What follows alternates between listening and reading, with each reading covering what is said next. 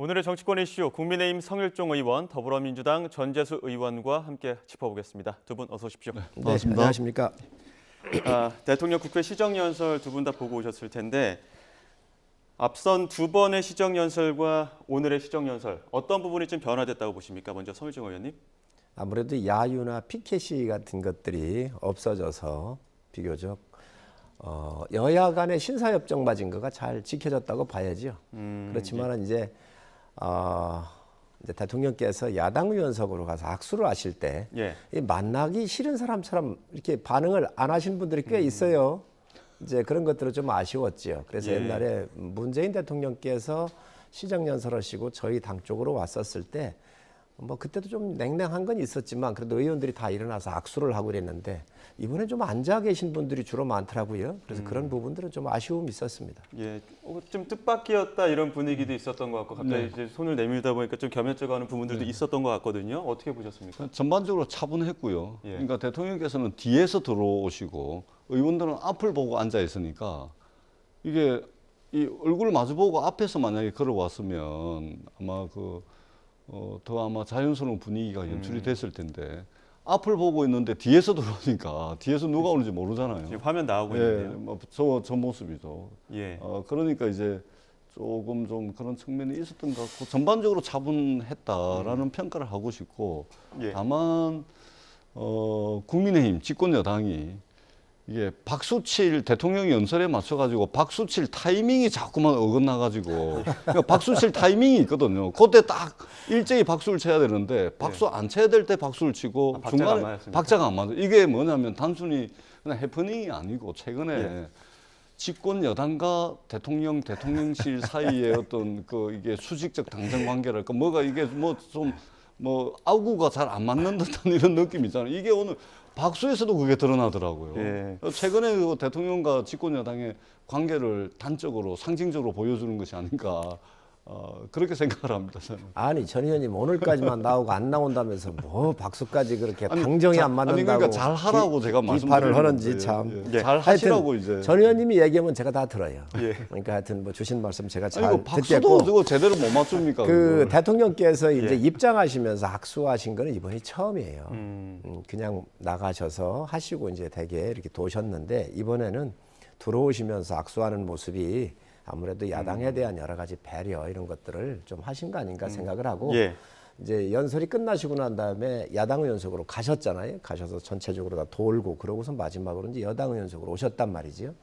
그래서 그런 모습도 좋았고 하여튼 조금 아쉬운 것은 야당 의원들이 뭐 싸울 땐 싸우고 또 경쟁할 땐 경쟁하더라도 내년도 예산에 대한 국민 사안과 관련된 이런 연설을 하러 오셨는데 어쨌든 좀 일어나셔서 맞이해 주셨으면 하는 게 여당 의원으로서는 좀 바람이 있지요. 어제 민주당은 비공개 의총에서 피켓 시위 할 것이냐 말 것이냐 이거 두고 좀 이렇게 어떻게 보면은 찬반 논쟁이 좀 있었던 것 같은데 장 외 피켓 침묵 시위 정도는 한 것 같거든요. 침묵을 어느 정도 좀 톤 조절을 했다고 봐야 되는 겁니까?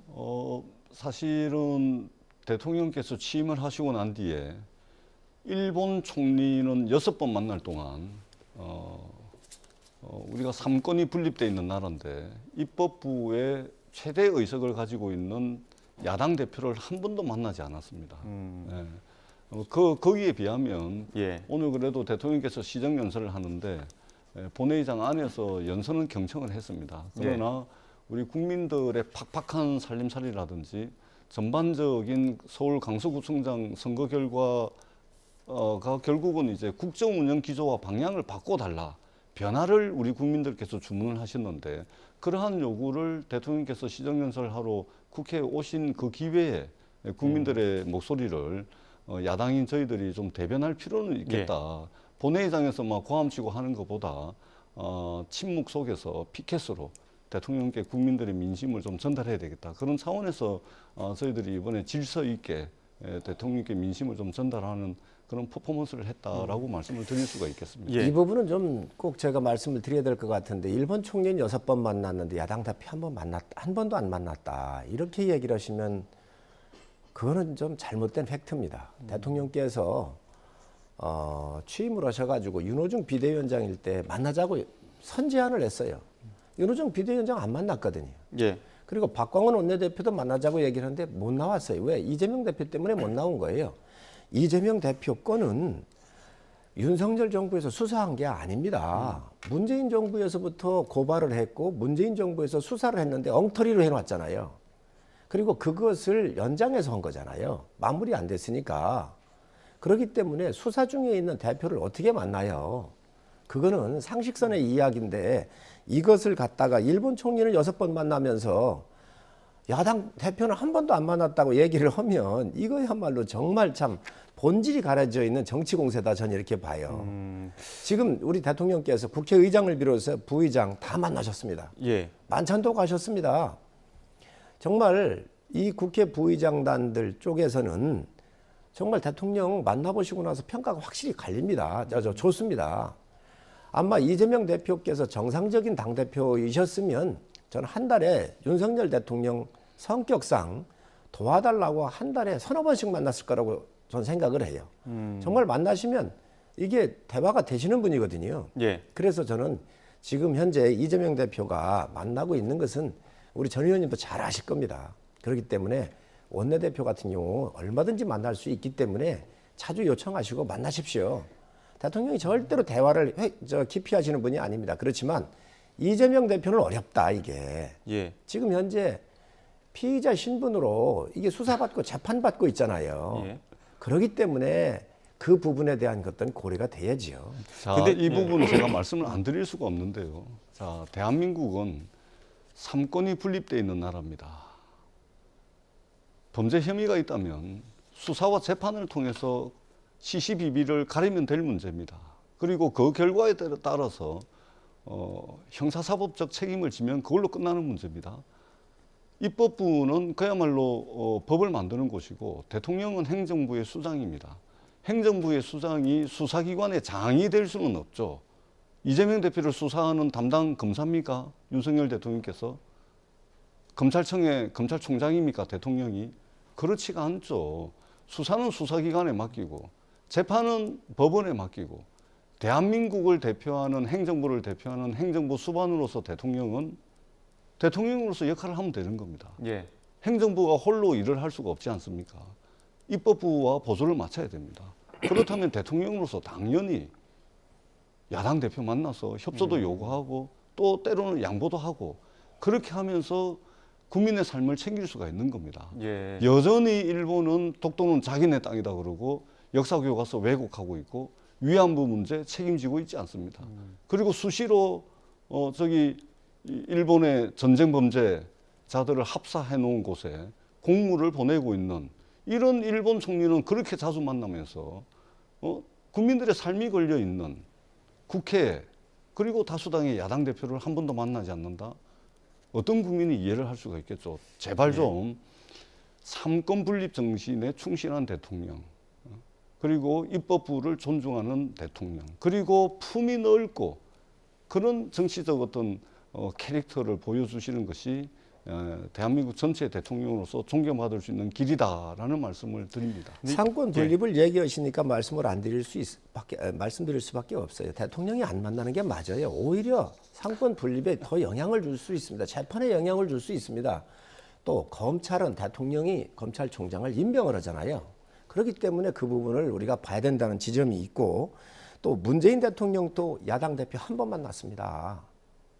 단독 회담 딱 한 번 했습니다.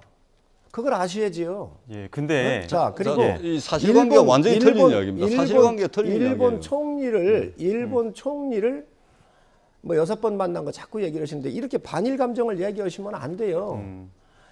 한일 관계를 다 망가뜨려 놨던 것들을 윤석열 대통령께서 바로 세우셨는데 정상화했는데 아니 일본 총리를 만나는 게 국익과 관련 없고 대한민국이 득이 안 되는데 만나겠습니까? 그거를 알아야지요. 그래서 정말로 이 부분은 이재명 대표를 대통령께서 안 만나는 것은 피의자 신분이고 재판 중이고 조사받고 있기 때문에 영향을 줄 수 있기 때문에 못 만나는 거예요. 근데 성 의원님 오늘 잠시만 그 사전 환담 이후에 혹시라도 오늘의 그 시정연설이 주목받던 이유는 사전 환담 이후에 대화의 물꼬가 트일 것이냐, 윤석열 대통령과 이재명 대표의 만남에 어떤 물꼬가 트일 것이냐 이 부분이 좀 주목받았거든요.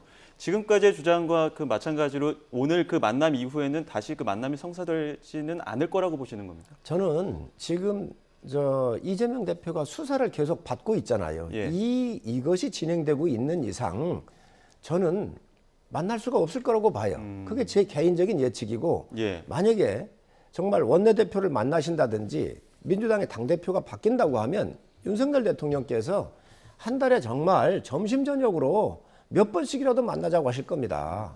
분명히 그걸 아셔야 돼요. 전재수 의원님 오늘 사전 환담 이후에 어떤 저도 안 될 거라고 봅니다. 안 될 거라고 안 되고 우리 성일종 의원님이 그냥 국민의힘의 그냥 일개 의원이 아니고 정책위 의장까지 역임을 하시고 당내에 상당한 그 영향력이 있는 분이기 때문에 그런 분이 이제 저렇게 말씀하시잖아요.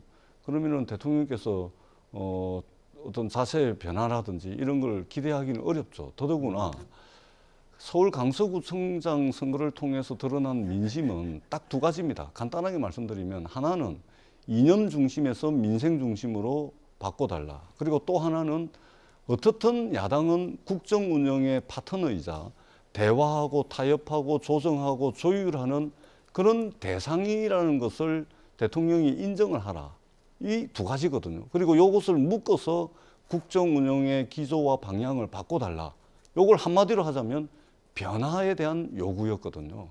근데 지금 최근에 이제 이태원 참사 있었죠. 뭐 등등 이제 드러난 바에 의하면 여전히 대통령께서는 국정 운영의 기조와 방향을 바꿀 의지가 없으시다. 그리고 더 중요하게는 이 대통령께서 평생 검사를 하셨잖아요. 검찰이라는 조직이 토론이 있고 무슨 자유로운 토론이 있고 자유로운 이의가 정당하게 보장이 되고 뭐 이런 조직이 아니잖아요. 상명하복이지 않습니까? 검사 동일체 원칙에 의해서 굴러가는. 그렇다 보니까 평생 이 상명하복 문화에서 지내시다 보니까 대통령이 되시고 난 뒤에도 국민의힘과의 관계도 상명하복이고 야당도 그냥 상명하복 종속적 관계. 내가 결정하면 뭐 그냥 다 따라와야 되는. 지금 이런 식의 국정 운영 기조와 방향을 가지고 있다 보니까 무려 18% 가까이 대패를 한 거 아닙니까? 변화를 요구했는데도 불구하고 변화가 안 되고 있는 것 같습니다. 자, 저희가 지금 시정연설 이야기까지는 여기까지만 하도록 하고요. 더 뜨거운 이슈라고 해야 될까요? 화두가 있기 때문에 이 부분으로 주제를 좀 넘어가도록 하겠습니다. 국민의힘 김기현 대표가 경기도 김포시를 서울시로 편입하겠다라는 내용을 그 당론을 정했다고 이야기를 꺼냈습니다. 이 부분 어떤 내용인지 먼저 이야기 듣고 다시 두 분 의견 듣도록 하겠습니다. 보다 보니까 이게 사실 김포 서부권 이쪽 지역이 잘만 하면 뭐 그 제2의 판교가 될 수 있겠다. 넓은 땅도 있고 바다를 끼고 있기 때문에 제2 판교 역할을 할 수 있겠다 그런 생각도 들고 서울의 전체적인 그 발전 이런 걸 보면 그 좀 편향되어 있는 것들을 좀 시정할 수 있는 남북 동서 간에 이렇게 균형을 맞출 수 있는 지역이 아마 김포 땅이 확보되면 그 역할을 할 수 있지 않겠냐 그런 생각이 좀 있습니다. 그래서 서울의 강서권, 서부권에 배후 경제권도 발달하고 뭐 해외 무역, 외국인 투자, 뭐 관광 이런 것들이 다 함께 서울시의 자원으로 될 수도 있고 해서 이 김포를 서울로 편입하는 것이 저는 바람직하다 하는 나름의 우리 당 내부에서 검토를 한 결과 그런 결론을 내렸습니다. 이게 원래 처음에는 2023년 9월, 그러니까 9월에 김동연 지사 경기 북도 그 특별법 제정 요청, 그러니까 경기도지사 선거 때부터 공약으로 내놨던 부분들이 이제 조금씩 진행이 되면서 김포 지역에서 이게 남부나 북부로 속할 게 아니다, 차라리 서울시로 속해야 된다 이런 의견도 나오면서 지금 그래픽도 보시지만 어떻게 보면 의견들이 계속 나오면서 당론을 정해졌거든요. 갑자기 나온 건 아니고 이미 이전부터 좀 이야기가 있었던 겁니까? 우선 민주당이 아마 좀 당황을 하는 것 같아요. 예? 이거를 민주당이 미리 알았으면 이런 정책을 좀 먼저 이렇게 발표를 하고 싶었었을 텐데 김동연 도지사께서는 경기 남도와 북부를 분할하자 그랬잖아요. 예. 그런데 이 김포는요. 영등포구로 일부 62년도에 서울로 편입돼 있는 경계 지역이에요. 그런데 경기 남부로 가더라도 외지고 또 북부로 가더라도 한강을 넘어가야 되는 문제가 있는데 예. 서울하고는 붙어 있잖아요. 예. 이게 도로라든지 또 여기서 살고 계신 주민들의 85%가 서울로 출퇴근하고 계시잖아요. 예. 그렇기 때문에 지역 주민들의 요구가 굉장히 있는 지역이에요. 그래서 오히려 이 행정구역상으로는 서울하고 인접해 있고 서울권이면서도 경기도로 가 있었기 때문에 지금 예를 든다고 한다면 교통에 대한 인프라 같은 것들이 경기도가 해야 될 부분이 있잖아요.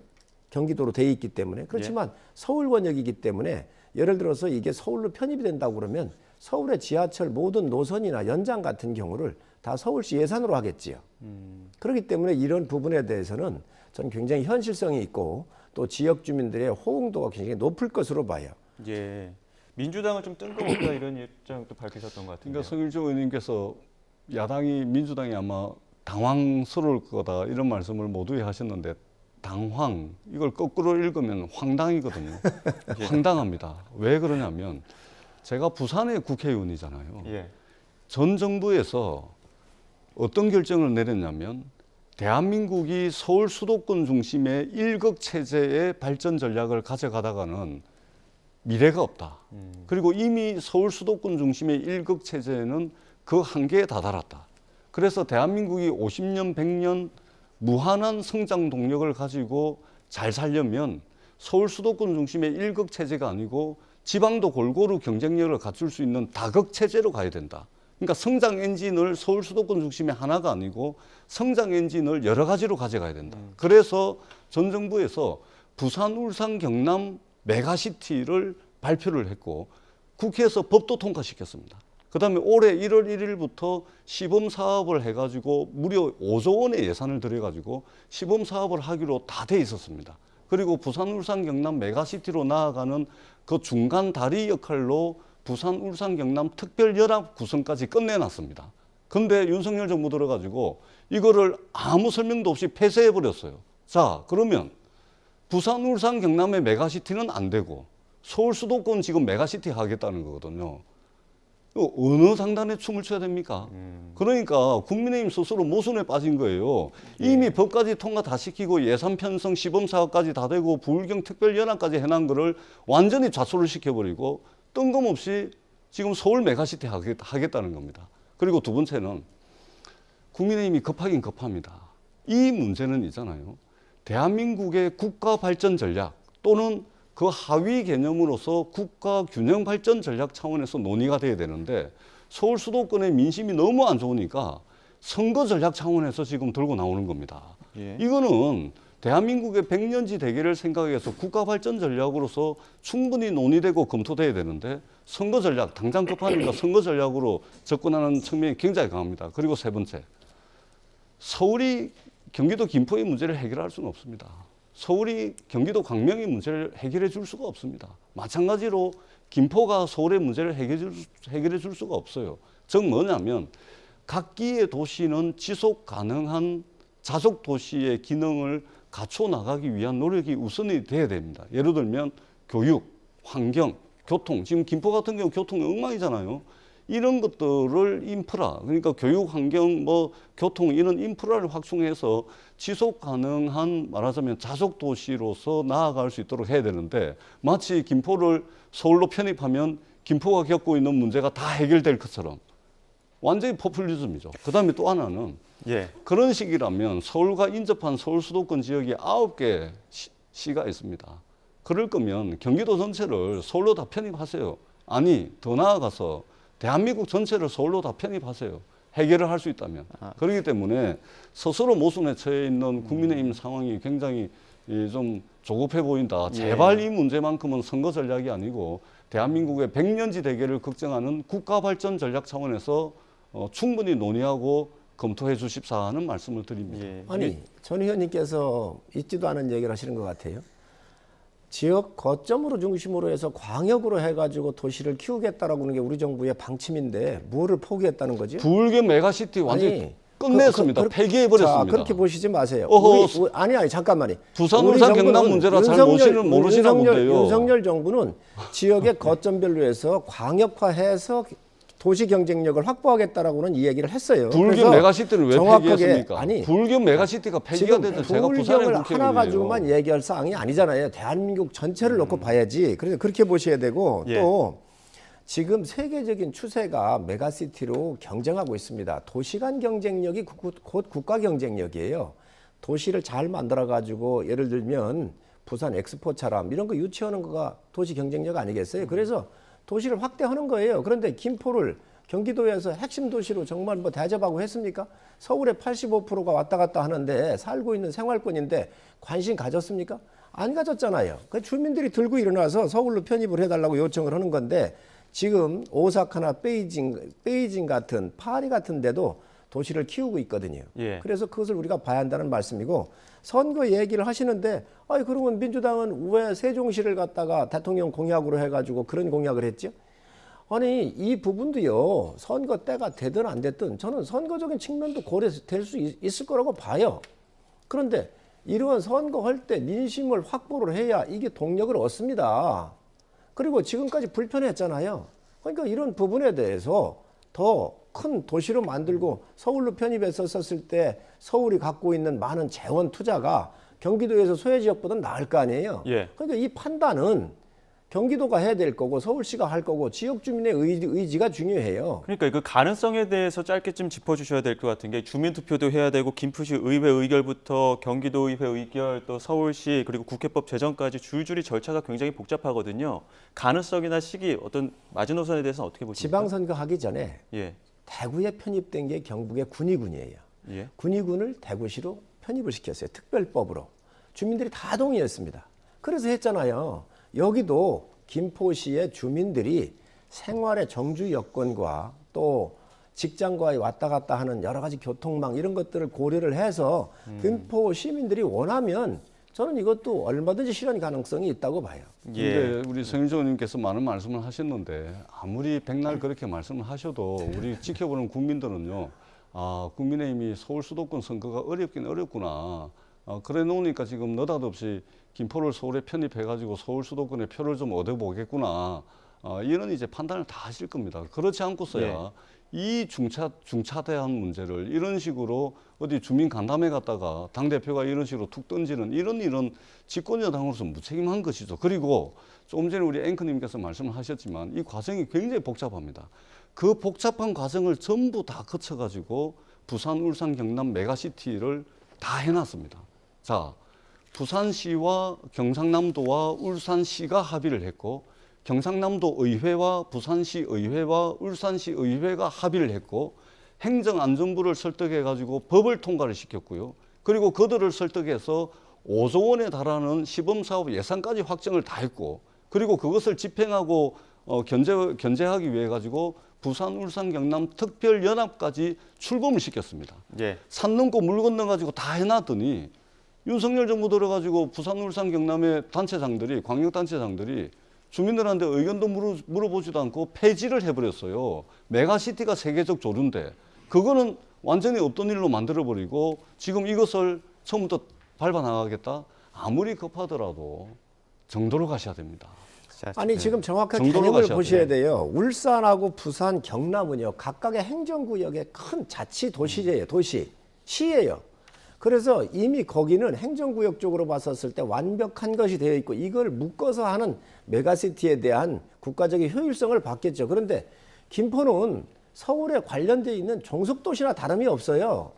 지금 이 종속도시를 서울로 편입을 해가지고 오히려 이 생활환경을 개선하고 교통 여건을 개선을 해서 더 이 85%에 이르는 이 김포 시민들의 삶을 더 좀 넓게 하자고 하는 건데 왜 여기에 부울경이 왜 연결을 시킵니까? 지금 경기도하고 서울하고 합병을 하자는 게 아니잖아요.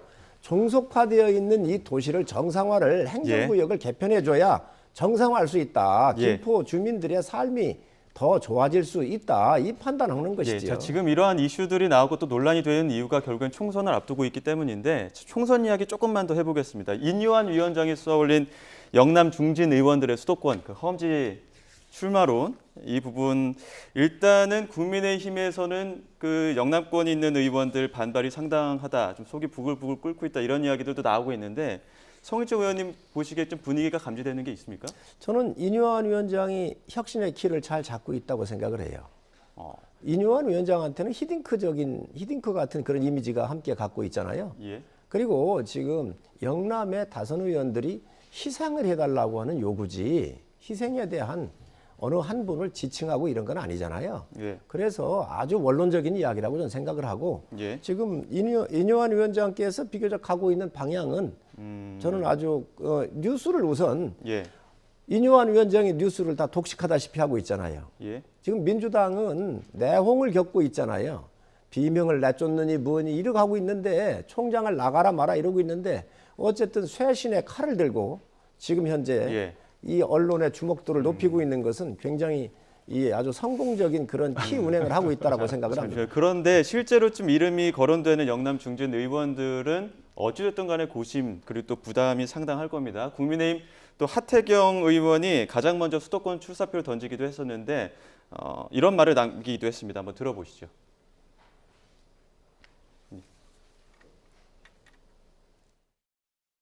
대통령 잘 되는 게 그분들 가장 큰 목표이기 때문에 나름 결단을 할 거라고 보고, 근데 지금 특정인을 거명해서 자꾸 이야기를 하면 오히려 부작용이 나고 그분들 결단할 때 그 의미를 이제 좀 깎아내리는 이런 게 있기 때문에 이제 당내에서는 특정인은 이야기하지 말고 이야기하게 되면 그분의 결단의 가치를 떨어뜨리는 것이기 때문에 아하. 좀 기다리자. 본인이 나름 마음의 결단하는 준비들을 모습으로? 하시고 있는 것 같습니다. 사실 저도 그랬잖아요. 저도 디드에 잡아서 발표하기 전까지는 다 부인을 했잖아요.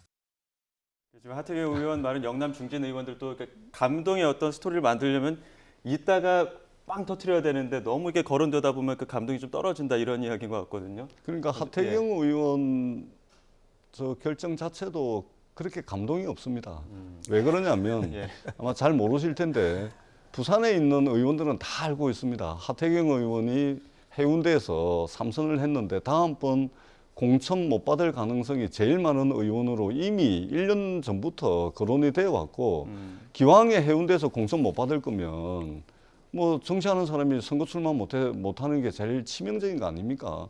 서울에서라도 한번 도전해보자 이런 차원이기 때문에 감동이 없는 것이고 그리고 그런 차원이기 때문에 후속타가 없는 겁니다. 왜냐하면은 하태경 의원의 그 속마음을 국민의힘 의원들이 다 알거든요. 네. 아이고, 니 살려고 그렇게 결정한 건데 뭐 내까지 그럴 필요 있냐 이런 분위기가 있는 거예요. 그러니까 후속타가 없는 겁니다. 그리고 인요한 위원장님이 요즘 뉴스를 독차지하고 있어서 오히려 국민의힘에 유리하다 이런 말씀을 하셨는데 이런 뉴스라면 계속 독차지하십시오. 예. 저희가 오히려 더 유리하다. 왜 그러냐면 이미 너무 많은 말씀 실수를 하세요. 주워 담느라고 지금 정신이 없습니다. 낙동강 하류는 뒷전으로 물러나야 된다 했다가 그거 오보라고 이렇게 해명을 합니다. 그리고 최근에는 몇몇 영남 의원들 설 출마 이야기했더니 그 앞에 그게 이제 농담하지 마라 그러고 네. 이건 또 오보라 그럽니다. 예. 하루도 안 돼가지고 하신 말씀을 주워 담기 바빠가지고 이 많은 경박한 경솔한 말씀들을 하시다 보니까 이게 말의 구렁텅이에 빠져 있는 거예요. 이런 식이면 옛날에 양치기 소년처럼 무슨 말을 해도 별로 뭐 당에 계신 분들이 그러려니 하는 분위기가 이미 감지가 되고 있고 상당히 많은 영남권 의원들이 지금 내부에서 부글부글 끓고 있는 것으로 알고 있거든요. 그렇기 예. 때문에 이런 뉴스 독차지해가지고 선거 어떻게 치르시려고 그럽니까? 근데 일각에서 뭐, 전략적인 수사라고 하지 않습니까? 뭐 전 의원님께서 뭐 아주 오늘 그냥 세게 얘기를 좀 하시는 것 같은데 하태경 의원은요 전국적인 지명도가 있고 특히 지지 기반이 2030 젊은 층이 많아요. 옛날에 윤창호법이라든가 여러 가지 상징적으로 한 일이 많아요. 어딜 가든 경쟁력 있는 후보예요. 오히려 다른 분들은 경쟁력이 없어요. 수도권 올라왔을 때 가장 경쟁력 있는 후보 중에 하나가 하태경 의원입니다. 그리고 저 말에서 틀린 말이 있습니까? 이름을 거명하지 말자. 맞는 얘기지요. 또 극적 장면을 위해서도 본인들의 여러 가지 그 발표를 위해서도 이름 거론하면 아무래도 기임이 살 거 아닙니까? 그렇기 때문에 아마 그런 이야기를 정확하게 한 것 같고 지금 인요한 위원장이 민주당이 굉장히 부러울 거예요. 지금 인요한 위원장이 혁신의 칼이 말이죠. 민주당이 하고 싶은 거예요. 그런데 선제적으로 지금 집권 여당에 들어와 가지고 예. 정말 제대로 하고 있거든요. 하다가 보면 약간씩 실수도 하지요. 국민들이 다 이해합니다. 그런데 지금 저는 이 혁신의 방향에서는 인요한 위원장이 아주 제 역할을 잘하고 있다고 생각을 합니다. 이거는 저희 당의 의원들이 거의가 다 일치하는 의견입니다. 아니 예. 제가 보기에는 말실수 외에는 혁신이랄 게 지금 하나도 나온 게 없는데 무슨 혁신을 잘하고 있다는지 이해를 할 수가 없고요. 인요한 혁신위가 출발부터 근본적인 한계가 있는 게 이제 인재영입위원회 출범하잖아요. 총선기획단 출범합니다. 공천심사위원회 출범합니다. 당대표와 최고위원들로 구성된 기존의 당 지도부 있습니다. 여기에서 인요한 혁신위원회가 어떤 방향과 이걸 가지고서 제자리를 잡을지 제가 볼 때는 그 틈바구니 속에서 대략 이제 한 50일 남았는데 거기서 정치적으로 소모되고 끝이 나는 그런 모양새가 될 가능성이 상당히 많다고 보여집니다. 물론 혁신이 잘 돼서 유승민, 이준석 이런 분들도 좀 품으시고 대통령이 통 큰 이 품이 넓은 이런 정치적 리더십으로 대한민국 전체의 대통령으로서 그런 자세와 태도의 변화가 있다면 저도 박수를 쳐드리겠습니다. 예, 알겠습니다. 저희 시간이 부족해서 여기서 마무리하도록 하겠습니다. 지금까지 국민의힘 성일종 의원, 더불어민주당 전재수 의원과 함께했습니다. 오늘 말씀 고맙습니다. 고맙습니다. 네, 감사합니다.